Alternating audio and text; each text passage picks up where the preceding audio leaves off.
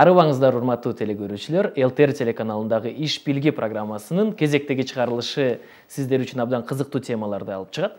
Бүгүн биз менен абдан Кыргызстанда азыр социалдык ишкерлер менен иштешип жаткан коногубуз олтурат. Мирбек Асангариев, Бишкек ишкерлер клубунун төрагасы, Кыргызстандагы социалдык ишкерлердин ассоциациясынын төрагасы жана Кыргызстандагы Бишкек мебель социалдык ишканасынын негиздөөчүсү.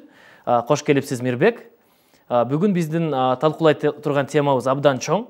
Бул ошол эле Бишкек мебель ишиңиздерди кантип баштагансыздар, эмне үчүн баштагансыздар, анын ишин кантип алып барасыздар. Ошол эле учурда анын негизги философиясы катары кабыл алынган социалдык ишкердик деген өзү эмне? Бул тармакта Кыргызстанда, Бишкекте кандай иштер болуп жатат? Кантип ошол эле биздин телекөрүүчүлөр, айыл жергесинде жашаган, жерлерде жашаган адамдар ушундай кандайдыр бир жаңы маалыматтарды, жаңы тажрыйбаларды силердин тажрыйбаңардан ала алат. Ушуну биз талкуулайбыз. Кош келипсиз. Рахмат Мирсулжан, чакырганыңыз үчүн. Бишкек мебель боюнча айтып берсеңиз, буну качан баштагансыңар? Негизги идеяңар эмне болгон? Эмне үчүн бул ишкерликке аралашып калдыңар? Эми бул ой 2005-жылы мага келди, анан 2006-жылы ишке ашыра баштадык. Эң негизгиси бул ошол Кыргызстанда ошо өндүрүштү баштайлы деп, эмеректи чыгаруу, эмеректи ошо биздин эмерек рыногуна биз өзүбүздүн бир товарларыбызды, продукциябызды сунуш кылалы дедик да. Эң биринчиден мага ошол бир өндүрүш процесс өзү жагат да. Бир мисалы ошол эле жөнөкөй сырьёдон, материалдардан жасап баштаганда, бир эмерек пайда боло баштаганда, абдан кооз эмерек пайда боло баштаганда, ошол процессти көрүп өзүм сүйүнөм да. Анан ошол өндүрүш негизи эле мага жагат. Анан бул ошондо баягы биринчиден болуп биринчи менин иштеримден бири болду ошо ишкерлик чөйрөдө. Кантип буну баштоо керек болду? Кантип башталды? Негизи эң баштан ой өзү келди. Ой келди. Анан бул рынокту да изучать эте баштадым да. Көптөгөн ишканаларга бардым. Бул чөйрөдө мурунтан бери иштеп жүргөн ишкерлер менен жолугуп сүйлөштүм. Алардын көбү дагы ошол эле өзүнүн өндүрүш болуп аткан цехтерине доступ ачып берди да. Барып көрүп, процессин көрүп, сүйлөшүп. Алар корккон жокпу? Атаандаш бирөө чыгып калат. Коркондор болду, бирок негизинен алайын, ошо ишкерлер өз иши менен, өз күчү менен көтөрүлгөн ишкерлер эч качан өзүнүн оюн, пикирин жана сөзүн аябайт да. Алар башка жаңы бирөө кадам баштап, жаңы баштап аткан ишкерлерге өзүнүн кеңешин, сөзүн жана акыл насааты менен бөлүшкөнгө абдан даяр да. Ошол көп тиягын, биягын ушу маселенин ар кайсы тарабынан изилдеп чыгып, анан ушундай ачалы деген ой болду да. Анан кантип ачтыңар? Эмне керек экен эң алгач? Идеядан кийин. Сөзсүз ошону аткара турган адамдар керек да, эрктүү жана мындай бир ошо жаңы ишти баштайын коркпогон адамдар керек да, команда керек сөзсүз. Анан баштадык, сөзсүз түрдө кыйынчылыктар болот, башында кыйынчылыктар болот. Бир кризистик убакыттар болот. Мисалы кандай кыйынчылык кездешти? Эми башында деген бир туруктуу бир заказдар, туруктуу бир нукка түшүп алганга чейин сөзсүз кыйынчылык болот. Бирде иш бар, бирде иш жок. Туура айтасың, бирде иш бар, бирде иш жок. Анан ошол процесс, ошол убакыттан өтүп кетиш керек да. Ошол убакытты өткөн адам сөзсүз бир туруктуу бир ошо заказдар дагы, кардарлар менен дагы ише турган бир убактысы келет да.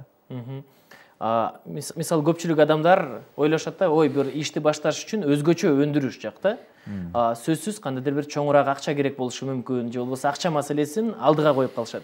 Силер үчүн акча кайсы орунда турду? Кантип бул өзүнүн ролун аткарды? Акча сөзсүз түрдө бул маанилүү.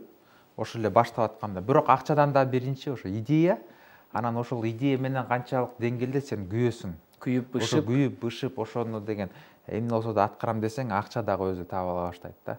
таба баштадым. Алгач эмнеден баштадыңар? Кай жактан баштадыңар? Каяк силер үчүн мындай гараж болдубу жана Стив Джобс үчүн? Туура бизге дагы ошондой эле бир гараж сыяктуу жерден баштаганбыз башында. Чындыгын айтса, өзүбүз дагы бирок ошону баштап атканда дагы ошого ыраазы болгонбуз да. Ошо гараждан баштасак дагы мындай чакан эле жерден баштаганбыз. Ошондо дагы ошого ыраазы болосуң, ошо ишти баштаганыңа.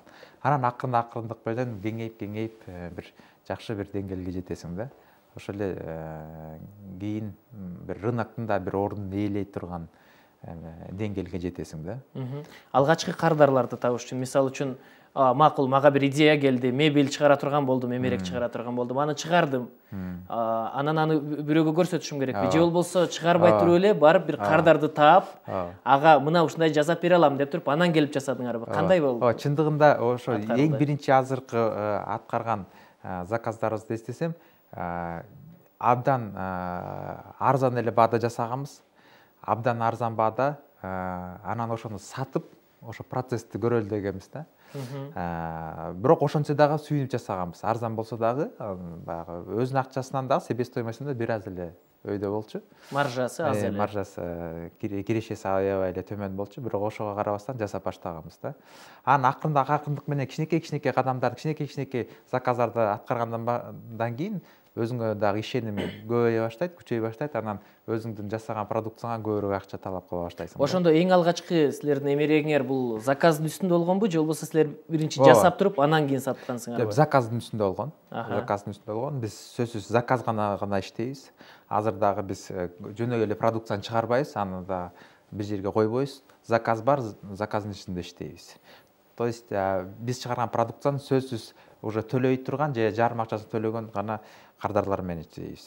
Жана эң башында мындай сөз болду да, бул ушул ишке күйүп, бышып иштеген адамдар керек. Адамдар дагы бул эң негизги баалуу нерсе деп.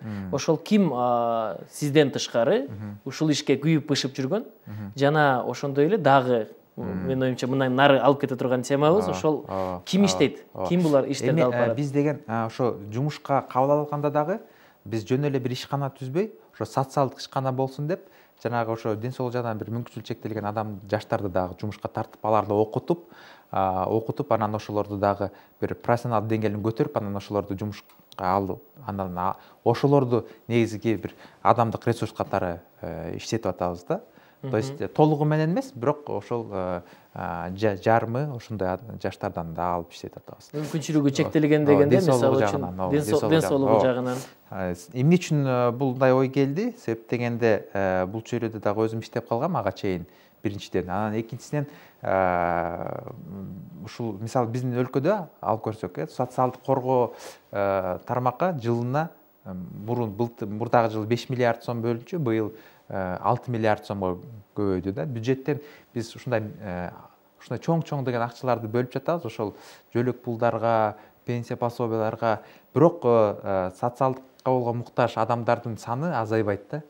Тескеринче жылдан жылда ошого мамлекеттен акча сураган жарандарыбыз абдан көбөйүп атат да. Анан бул бир социалдык ишкана, негизи ишкерлик негизи өзү бул ошол жакырдыкты дагы, муктаждыкты дагы жоюунун бир аябай эффективдүү жолу да. Ошону да мен көргөзгүм келди.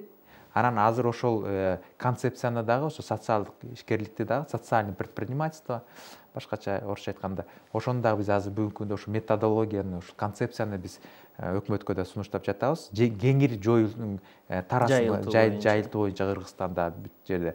Анын ичинде дагы ошол финансылык билимдин деңгээлин дагы жарандар арасынан көтөрүү, жаңы бир стартап бизнестерди баштоо, азыр ошо социалдык ишкерлик боюнча мектепти түзгөнбүз. Ошол жерде ошо жаштарды да окутуп, аларга баштай турганга дагы жаңы стартап фонд каражатты да берип атабыз, эң жакшы деген идеяларга. Негизи эле могу билимдери боюнча, өнөрлөрү боюнча, ошол ден соолугу жагынан мүмкүнчүлүгү чектелген адамдардын кандайдыр бир өзгөчөлүктөрү барбы? Мисалы үчүн көзү азиз болгонбу, же болбосо денесинен кандайдыр бир мүмкүнчүлүктөрү чектелгенби? Буттары протез болгон, негизи буттары протез болгон балдар. Эми алардын өзгөчөлүгү эң биринчиден бул жоопкерчилик. алар да абдан жогору деңгээлде жоопкерчиликтүү, ишке болгон иштейм деген каалоосу абдан катуу, бекем. Алар менен иштегенге бир өзүңчө бир аябай жакшы рахат аласың да. Жөн эле эмес, ошондой абдан чынчыл адам келишет. Ошон үчүн алар менен иштегенде дагы ошо продукциянын өндүрүшүнүн дагы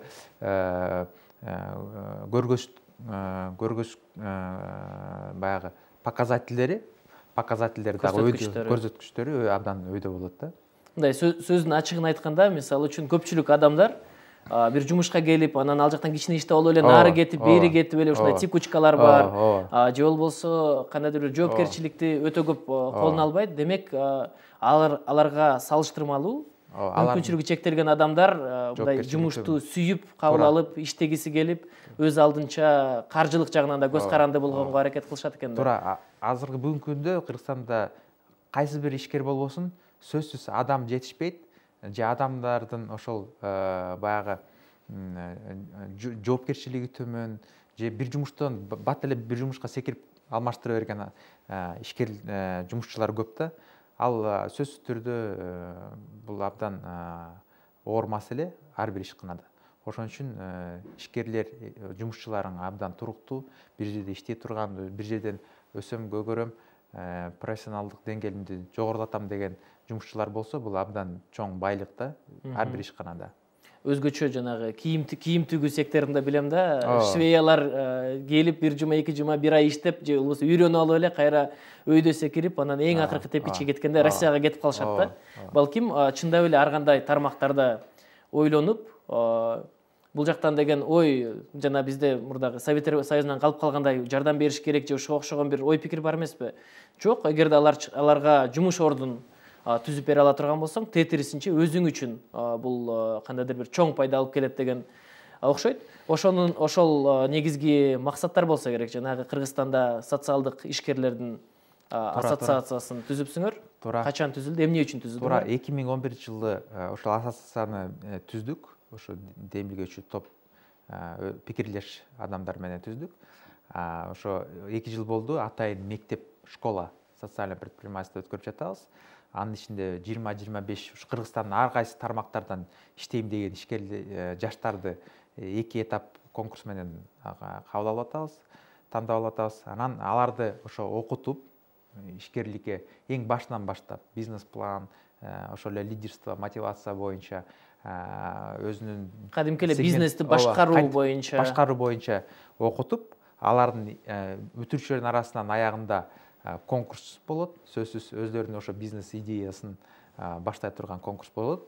Анан комиссия, атайын комиссия түзүлгөн комиссия тандап алат ошолордун 5, 6, 7, 8 проектке чейин. Анан ошолорду каржылайбыз. Азыр мисалы кандай ал бизнес долбоорлор болду? Аларды идеяларын аткарып жаткан адамдардын өздөрү кандай? Кантип алар социалдык ишкерликке өздөрү аралашып жатат? Бизди кубандырган нерсе, алар абдан жаш болгонуна карабастан, абдан серьездүү бир бизнес долбоорлорду сунушташты да. Мисалы айтып кетейин, Кыргызстанда мисалы негизи бала баягы детская смертность, детская смертность боюнча биз алдыңкы орунда турабыз да. Бир ошо биздин бүтүрүүчүбүз ушундай сунуш кылды. Жаш ата-энелердин мектеби бизнес долбоору. Ал мааниси эмне? Жаш ошо төрөйм деп аткан үй бүлө, ата-эне, ошол төрөө убактысы кандай болуш керек? Кантип даярдыкты көрүш керек? Боюнда болгондо кандай даярдыктарды көрүш керек? Ошол эле правильный дем алуу, туура дем алуу, баланы кантип тарбиялаш керек, башында кантип өстүрүш керек, ошондой бир мектеп ачты. Бүгүнкү күндө абдан ошо талап чоң экен. Кай жакта ачты аны? Бишкекте ачты. Талап чоң экен. Ошо бүгүнкү күндө ошо жаш ата-эне болом дегендердин саны, ошол мектептин кардарлары абдан. Бул мисалы үчүн идея абдан жакшы, керектүү. Бирок бул тармакта иштеп жаткан бир нече компаниялар, медициналык кандайдыр бир ишканалар иш алып барат да. Ал эми ошол сиздердин окууңуздарды бүтүргөн бала эмне үчүн бул социалдык ишке? Эң биринчиден анын деген бизнес подходу абдан ушундай клиент ориентированный да. Мисалы ошол эле буга чейин медициналык ишканалар, больницалар, аларда ушундай сыяктуу бир алардын жоопкерчилиги бар, ушундай маалымат жүргүш керек, маалымат ишин жүргүш керек. Бирок алардын мамилеси абдан начар да. Аларга көп баягы кызыктар эмес. Ошол эле жаш ата-энелер баргангачы, же болбосо алып бара турган программасы абдан төмөн, сапаты төмөн да. Мындай бизнес подход жок да бул жердечи. Анын болсо бизнес подход бар. Бул жерде аябай ар бир ата-эне абдан маанилүү, келген адам абдан маанилүү, эң жогорку деңгээлде тейлөөнү көргөзөт. Анан эмне үчүн социалдык себеп дегенде, биринчиден бул аябай орчундуу социалдык маселени чечип атат Кыргызстанда. Экинчиден болсо, мисалы Новостройкада жашаган ата-энелер, же болбосо бир акчасы аз болгон, жетишпеген, тартыш болгон ата-энелерге абдан гибкий жана ыңгайлуу баа саясатын жүргүзөт да. Демек кеңири кардарларга бир баа, бирок эгерде ошондой муктаж болуп жаткан үй-бүлөнү көрсө, аларга абдан баасын төмөндөтүп беришет да. Дагы кандай, мындан тышкары кандай? Мындан тышкары дагы Уки Мураталиева деген жаш дизайнер, модельер бүтүрүүчүбүз бар. Ага дагы ошо стартап фонд берип атабыз. Ал болсо ошол абдан таланттуу, жаштыгына карабай абдан таланттуу кийим бычып жана жаңы өз модельдерин иштеп чыгып атат. Бир-эки жолу показ Fashion Week Бишкекке катышкан. Азыр болсо өзүнүн кийинки коллекциясын кийим даярдап атат. Жаз жай 2014-2015 деген коллекцияны даярдап атат. Ошого дагы каражат берип атабыз. Буюрса бул коллекциядан кийин сатыктар болуп атабы? Сатыктар болот, сөзсүз буга чейин деле сатыктар болуп аткан. Азыр Дилбар Ашымбаева белгилүү Кыргызстандагы дизайнер менен иштешип атат. Ал как баягы улуу наставник катары, устат катары ушуну алып барып атат. Февралдын аягында буюрса Бишкекте показ кылабыз, көргөзмө болот өзүнүн коллекциясын. Буюрса биз ойлойбуз, келечекте кыйын мыкты дизайнер болот. Анан эми дизайнер болуш үчүн өзүңүздөр түшүнгөндөй, анын үчүн бир природный бир газ же нефть кереги жок. Аны кийимди алып абдан жакшы тигип, өзүңдүн бир сегментация, өзүңдүн бир брендиңди иштеп чыгып, ошону өнүктүрүп, аны кийин Европага экспорттосоң болот.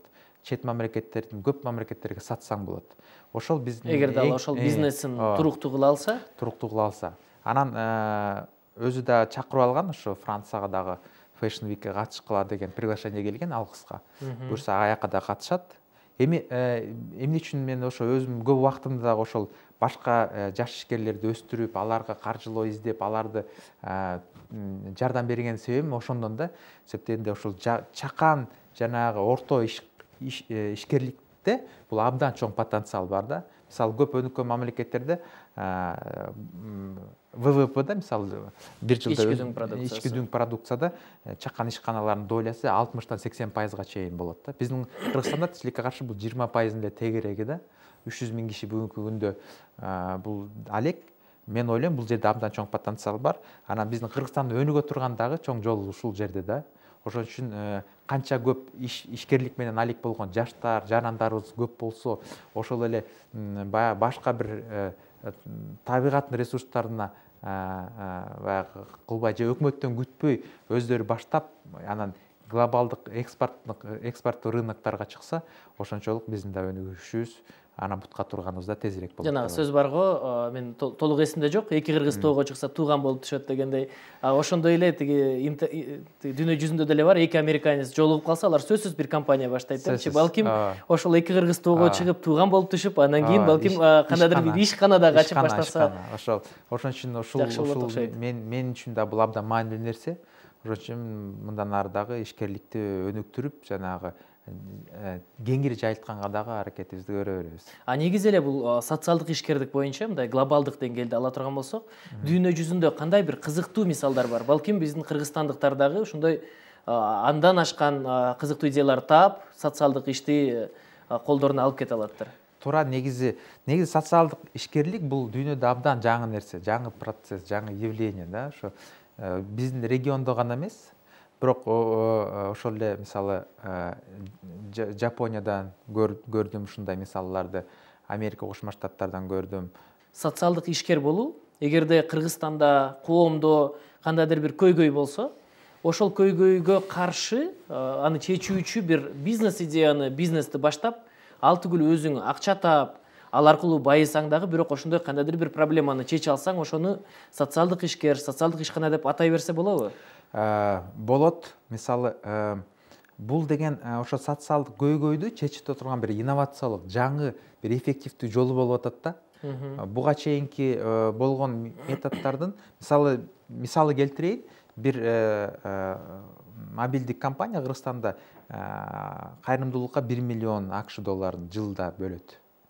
Бирок ошол жылдан жылганга чейин ошо канча сумманы көбөйткөн сайын ошончо талап сурай турган адамдар дагы ошого мажбур болуп адамдардын дагы саны көбөйүп атат. Ошол эле бул аябай баягы тез жардам сыяктуу болуп калды да.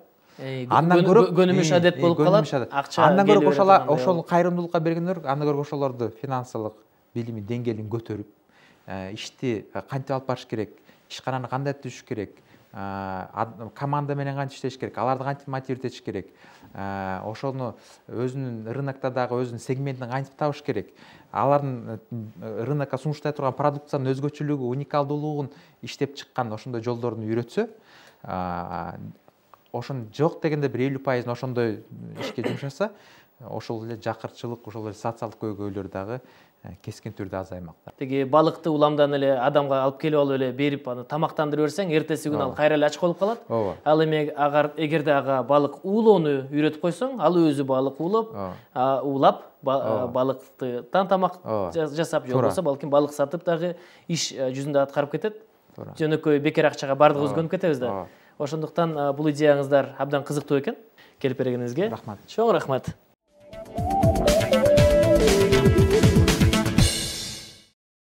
Азыркы биздин алып чыга турган темабыз абдан кызыктуу.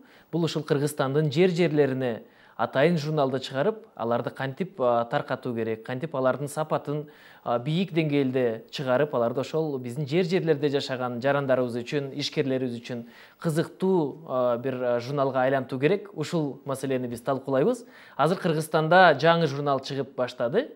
Журнал деп аталган журнал кыргыз тилинде ушул биздин Кыргызстандын бардык региондорунда таркалган жатат. Азыр бизде конокто абдан кызыктуу жарандарыбыз олтурат. Бул Улан Мухаммед, стратегия рекламалык агенттигинин негиздөөчүсү жана директору, жана ошондой эле Алтынбек Алыкулов, журналынын директору. Биз талкуулай турган маселелер ушул кандайдыр бир алгач изилдөөлөрдү жүргүзүп, аларды кантип пландаштыруу керек, кантип ушул рекламалык, маркетингдик жагын алып барып жатабыз. Бул жөнүндө көп нерсе ушул Улан мырза жооп берет, жана Алтынбек биз үчүн ошол журналды кантип басып чыгаруу керек, кантип аны даярдоо керек, ушул маселелер боюнча көбүрөөк бизде бүгүн сөз кылат. Анда алгач айтып берсеңиздер, эмне үчүн ушул журналды чыгарып баштадыңар? Журналды биздин канчалык деңгээлде биздин эл окуйт, окугусу келеби? Өзгөчө региондорго анчалык деле журналдар барбайт болуш керек. Балким ошол силердин кандайдыр бир өзгөчөлүгүңөрдүр. Ошол жөнүндө айтып берсеңиздер. Эң негизги өзгөчөлүгү бул журналдын региондордогу, аймактардагы, ошол рыноктогу окурмандарга эң биринчиден болуп ишкерлер жөнүндө жазылган массалык маалымат каражаты катары негизделген бул журнал болуп эсептелет. Кантип баштаарын айтып кетсек, башы кызык, анткени башында Алтынбек бага рекламный агентствого жөлө кардар болуп келген. Андан кийин биз ушундай ал кезде башка журналдарда иштеп жүргөн. Ушундай силерге заказ стандарттык түрдө атын чыгарып, сапатын өзгөртүп, санын көбөйтүп деген задание менен бизге келген. Анан биз договор түзүп иштеп баштаганбыз. Анан бир 2 жуманын ичинде жакшы бир ойлор келди. Анан биз ага мындай сунуш кылдык. Эгер бул жаңы журналдын коммерциялык жактан, бренд жактан жана конкуренция жактан туруктуу жана көп жылдарга чейин жакшы кирешелик алып келе турган журнал кылгыбыз келсек, анда эң биринчиден биз региондорго, аймактарга чыгышыбыз керек. Экинчиден жазылган тематикасы экономикалык жана кичи ишкерлер жөнүндө жазылышы керек деп чечтик. Силер кандай кардарлар болушу мүмкүн, ким ушундай акчага сатып алышы мүмкүн дегенди окуп чыккан экенсиңер. Анда алгач Алтынбек мырза сиздерге келгенде бул мен мындай жөнөкөй тил менен мен журнал деген идеям бар, аны баштагым келип атат, бирок ошол боюнча силер кандайдыр бир идеяңарды силерден топтогонго аракет кылган экен да, же кандай болду? Башында журналдын аты башкача болчу, жөн эле праздник болчу. Андан кийин биз аларга ушундай сунуш кылдык. Бул деген эми аймактарга чыгып аткандан кийин аты аябай жөнөкөй болуш керек. Кыргыз тилинде, орус тилине, жада калса англис тилинде дагы бирдей жазылган, угулган сөз болуш керек. Андан кийин атын журнал боюнча калтыралы деп сунуш кылдык. Окурмандары болсо жеке ишкерлерди ошолордун эң жакшы бир жетишкендүүлүктөрү жөнүндө, бизнес мүмкүнчүлүктөр жөнүндө, именно ошо региондор, аймактарга подходящий кылып жасай турган бир журнал керек болгон да. Эгер мындай себеби азыркы учурда мындан башка журналдар жок. Ооба. Бирок эгерде журналды ошондой баасын дагы окшоштуруп сатыкка кое турган болсо, туура келиш керек. Анын жазылган кыргыз тилинде да болуш керек. Ошол жака жеткире турган өзгөчө жолдор бар. Ал дагы өзүнчө бир стратегия болуш керек. Анын баарын биз ойлоп таап, анан ошол тапшырык заказды сунуштадык.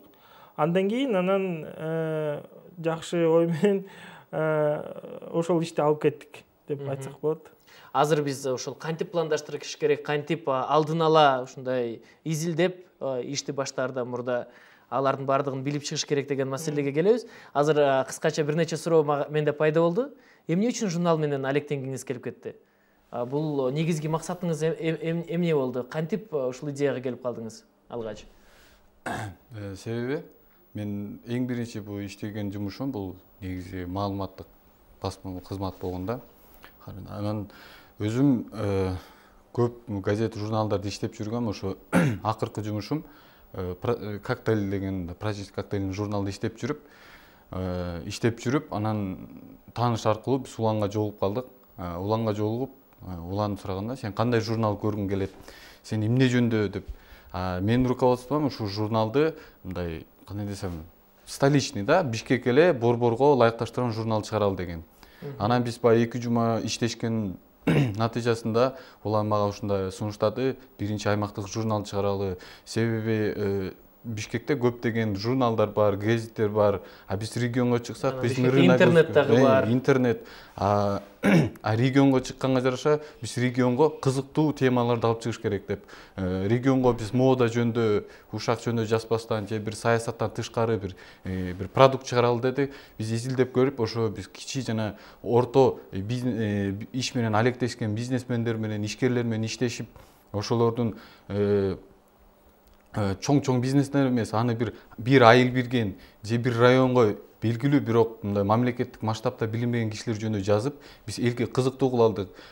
Себеби журналдын өзүндө немесе ураны эмгек менен эл көгөрөт дегенде, ошо эмгек кылсаң, ушул тиги бизнесмендерди окуп, мен колуман эчтеке келбейт дегендерге түрткү болсун деди. Ал эми ушул журнал иштеп аткан бизнесмендерге биз ар бир региондун бизнес мүмкүнчүлүктөрүн айтып, бул кандай десем, аларга өзлөрүнүн ишин өнүктөтүп, өстүрүп, штатын көбөйтүп, ал мурда бир 3-4 семьяга жумуш берсе, биз 5-6 семьяга жумуш бергенде бир жол ачып бергенге ушундай продукт. Ошондой эле бир кайсы бир технологияларды дагы, мисалы үчүн менин билишимче, өзгөчө биздин түштүк жергебизде жер аз, бирок ошондой жер аз болсо дагы абдан үнөмдүү колдонушат да. Балким бир жөөктүн эки жагынан уруктарды тигип өндүрүшөт.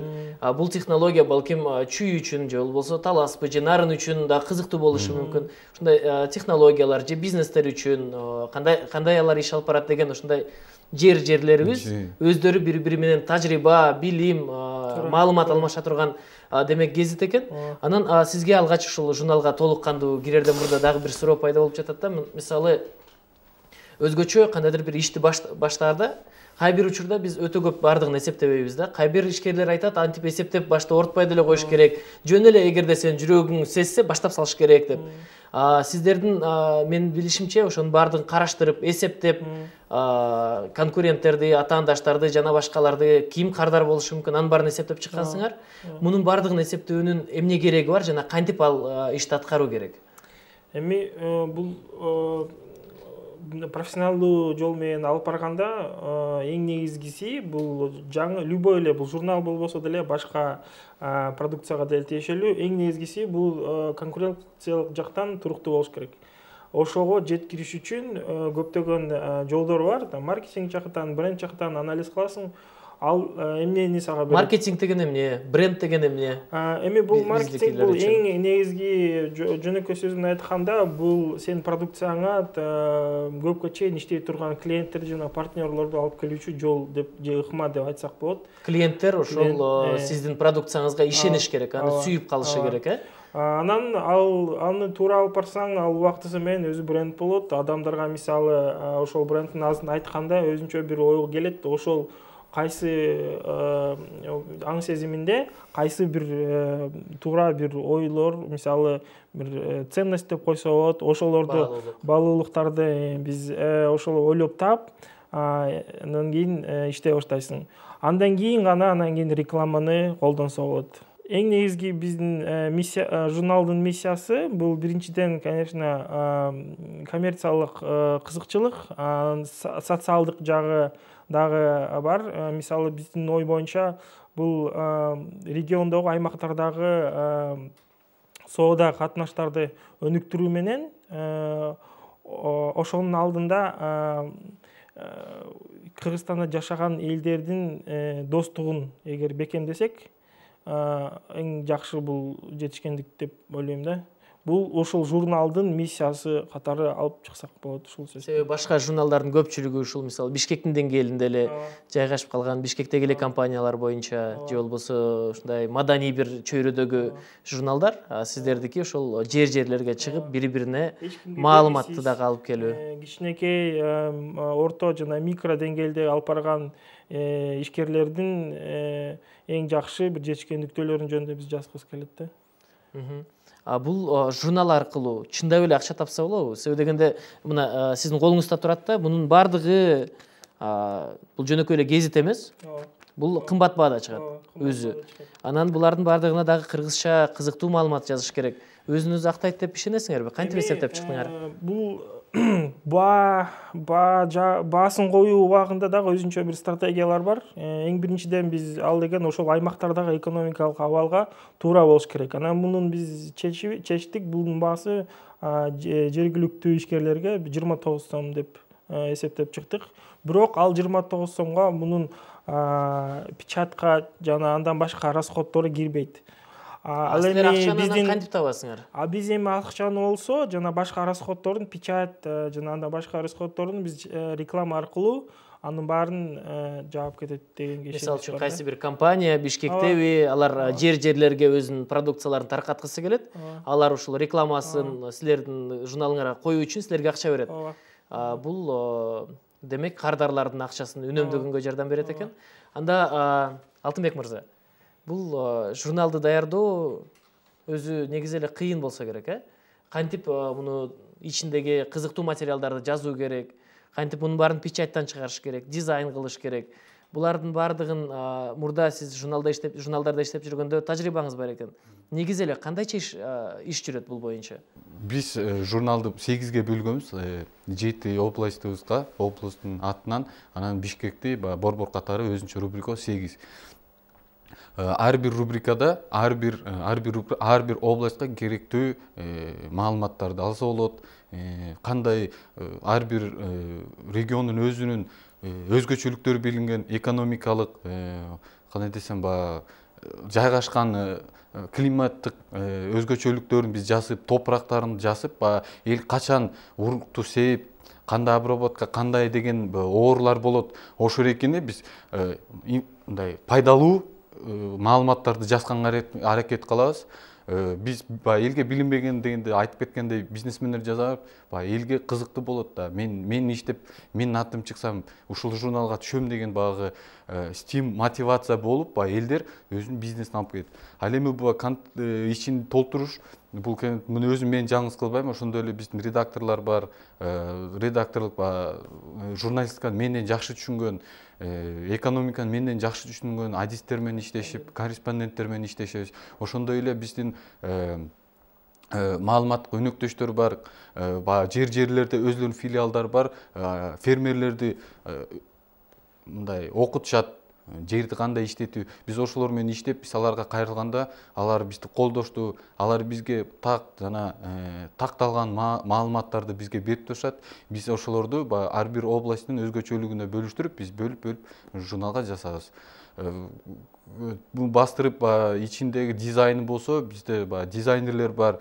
Ар бирин кандай бир руководство болдум мен жетекчиликмин, мен өзүм каалагандай кылат дегенде болбойт. Себеби бул сен өзүң акча жагын тапсаң, контент дегендей, дизайн дегендей билген кишилер менен акылдашып, биз ушуну калабыз да. Бул мисалы үчүн бул жөн эле көргөзмөгө чыгарылган журналдын версиясы экен. Эми ушул жакын арада чыгып региондорго жөнөтүлүп баштайт экен да. Сиздердин пландарыңыздар боюнча же ой жүгүртүүлөрүңүздөр боюнча 1 жылдан кийин, 2 жылдан кийин бул журналдын орду кандай болот? Балким тиражы менен айтсаңыздар болот. Эми башынан алганда бул бизнес стартап катары башталды бул идея. Андан кийин бунун биринчи номери, пилотный номери болуп чыкты. Аябай аз мөөнөттө эле, бир айга жетпей эле биз чыгардык. Андан кийин анткени любой бизнес стартапты деген эң биринчи проблемасы бул убакыт. Ол көпкө чейин созбош керек. Идеяң болду, аны батыраак рынок алып чыгыш керек да, аны тестерлөө керек. Андан кийин биз биринчи номер колумда кармап турам, бул деген июньда чыкты.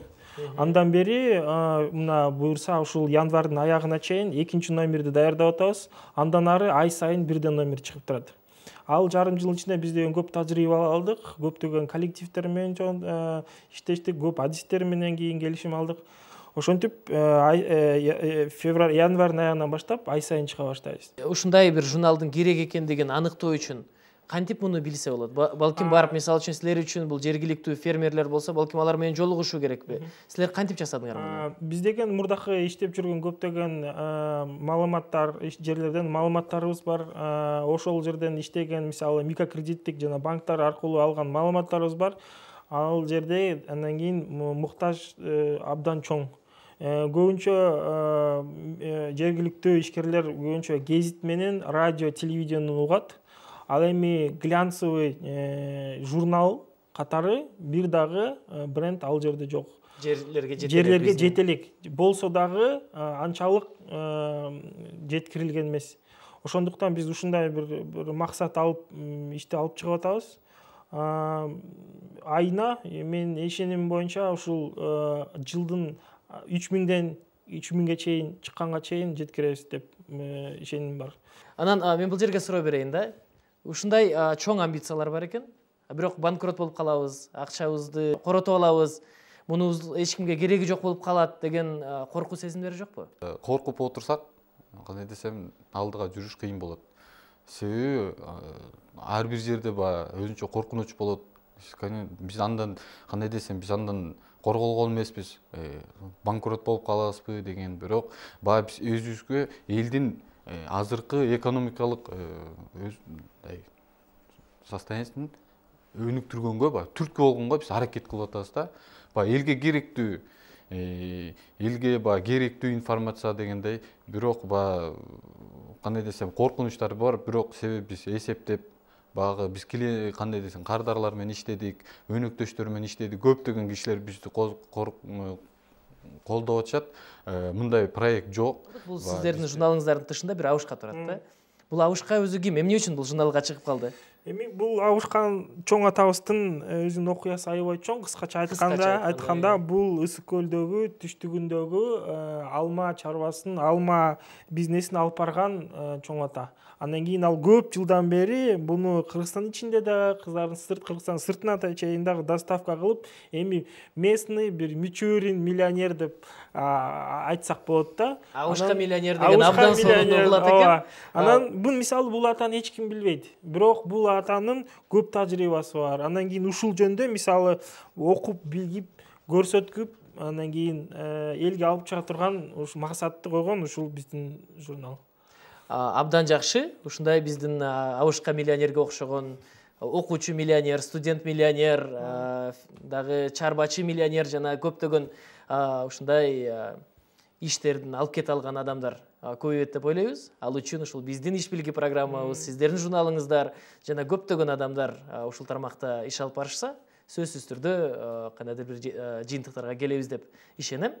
Сиздердин келгениңиздерге чоң рахмат. Сизге да чоң рахмат. Бүгүн биздин талкуулаган темаларыбыз чындап эле абдан кызыктуу болду. Бул биринчиден социалдык ишкер, кантип алар иш алып барат, кантип Кыргызстандагы биз ар дайым проблема деп эсептеп келген көйгөйлөрдү бизнес аркылуу чечсе болот деген маселени талкууладык. Ар бирибизге ийгилик.